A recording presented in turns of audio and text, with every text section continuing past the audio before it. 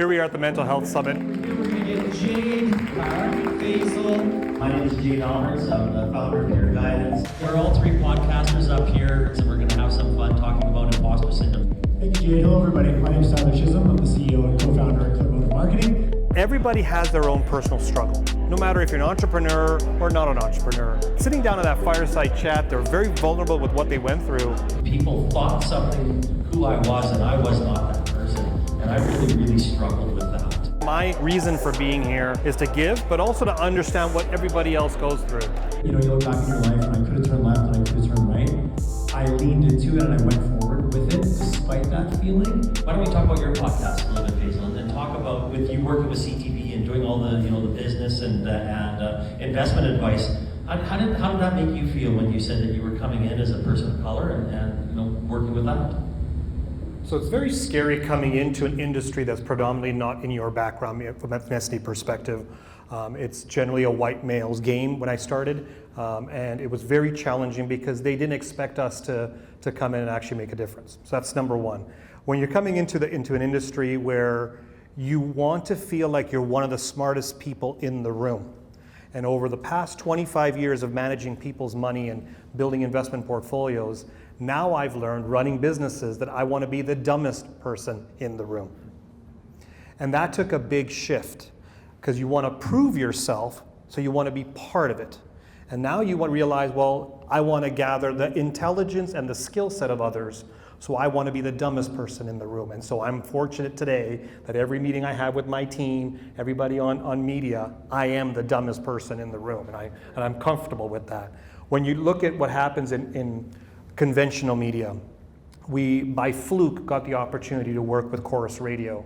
And they had a person that was doing it, he stopped doing it, and they introduced it and said, hey, why don't you give it a try? Give it a try, what do you do? I have the face for radio, but I don't have any kind of skill set, right?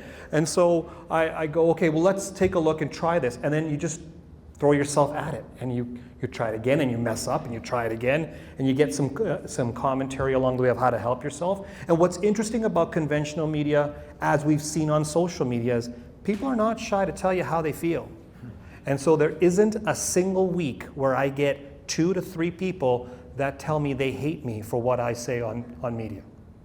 Fast forward now to the podcast, and we have our first show was in regards to retirement transition, and then we started the Karmali Exchange.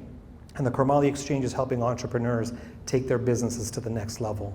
And again, I wanted to be the dumbest person in the room, so why not get the smartest people in the room, interview them, get their stories, find out what their successes are, because if we can learn from that, and we can actually learn from their failures, we can help others. What I find in our industry is that conventionally, we are villains. Business owners are bad people.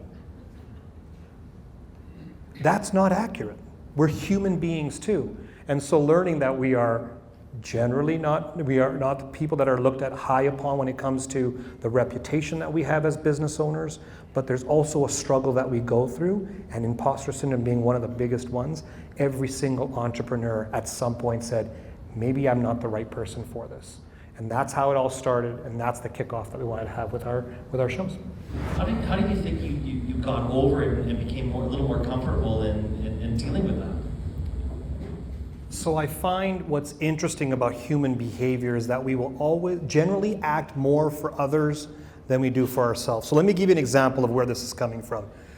According to the USA's pharmaceutical data, prescriptions that are purchased for the purpose of their animal, like dog or cat, are 100% utilized. The dog or cat takes all their medication. Human beings, 60%. We will care more and make sure the medication is applied to our ones that we love over ourselves. So this is where it started from. So go back many years ago when I went through a divorce. I have 2 daughters. I have to do everything I can for them. I have to give them a life or open doors that they can go through at their choice. That was my viewpoint. So I had no choice. It wasn't for me, it was for them. And so I put them ahead of my decisions about taking care of myself. It wasn't until I realized somewhat of an aha moment that you had, Jade, was I can't take care of them if I don't take care of me. And so that's where the therapy, the counseling, the business coaches, and everybody comes around together, building that team of people that can help me get through it. So getting over all these hurdles of imposter syndrome or apathy or neglect is that because I built a team realizing I can't help others unless I can help myself. So I learned that the hard way, but I've learned it, and that's one way to get over it, is understanding that you can't take care of others until you take care of yourself.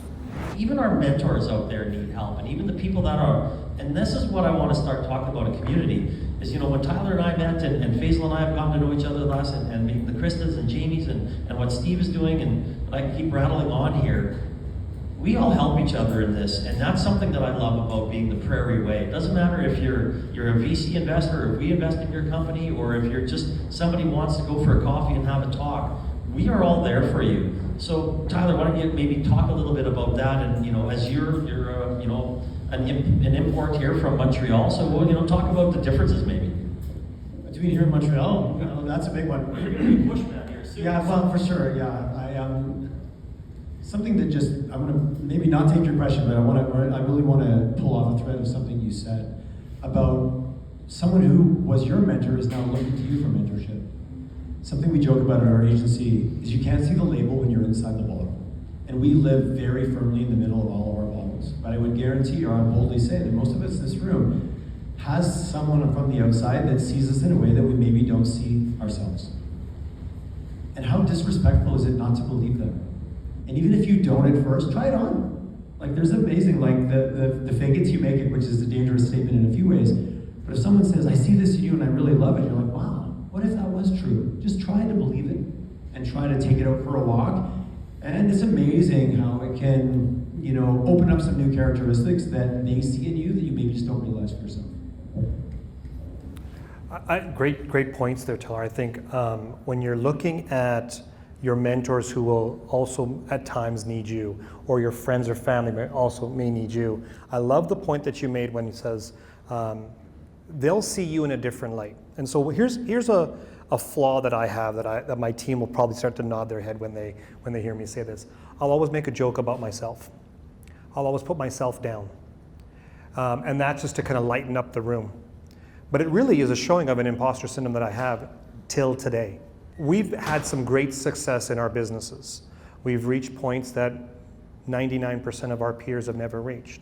Yet I still joke about how bad we are. It's interesting I see comfort in putting myself down versus comfort in looking at what other people see me as.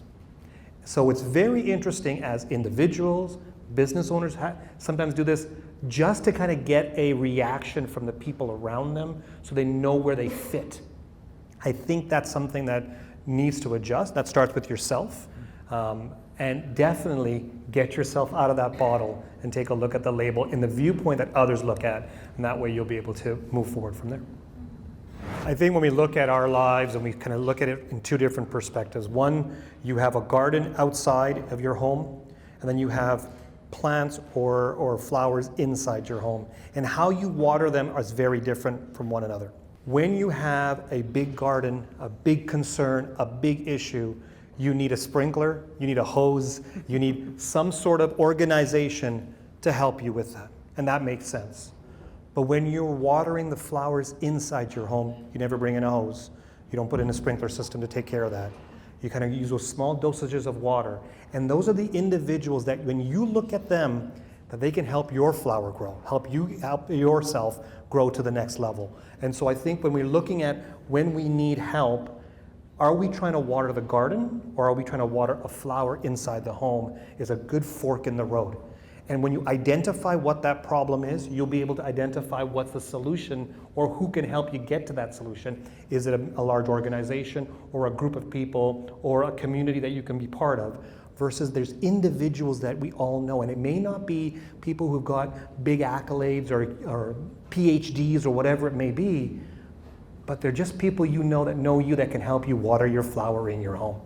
And so I think we're at a point in our lives where we have to decide, what do we want to water and what kind of tool do we want to water with? Is it a hose or is it just a glass of water? And we can find out who those people are to help us. Is there anything that you'd say to somebody that to give them that last piece of advice to reach out for help? I think that there is a formula for evolution within yourself, and I call it a 3 for 1. Give 3 and then ask for 1, but you have to do both sides of it. So help 3 people, 3 organizations, 3 areas where you can really make a difference. It doesn't mean you have to be large, it can be really small, but do it 3 times. And then you have to ask for help somewhere. The hardest part is asking for help, but then when we feel that we've given enough, we have the right to ask. Now we're entering the holiday season and we're very good at giving. How many of us are good at asking? So I think this is the key point that we have to look at, is switching the mindset from we always have to be givers or we always have to be takers. I think there's a nice formula if we just give 3 times, but we ask once, and we have to ask and we have to give. That will give you that balance, that equilibrium, that you're always going to be in a deficit, that you always are okay to ask, because you're giving more than you're asking. That's awesome. That was awesome. Understanding mental health really helps us as individuals, but also helps us as entrepreneurs. Before, we would actually just go to work and bring our problems home. Now the problems are with us. And so we bring them everywhere. And so understand the mental health of all of your staff members, or where they are in their journey, is important, because you are working as a team. You're working together and you're moving in the right direction, regardless of what everybody is going through and where they are in their journey. Thank you for watching the Karmali Exchange. Make sure you subscribe and hit the notification bell so you never miss an episode. You can also follow me on social media at Faisal Karmali, where we can continue the business conversation.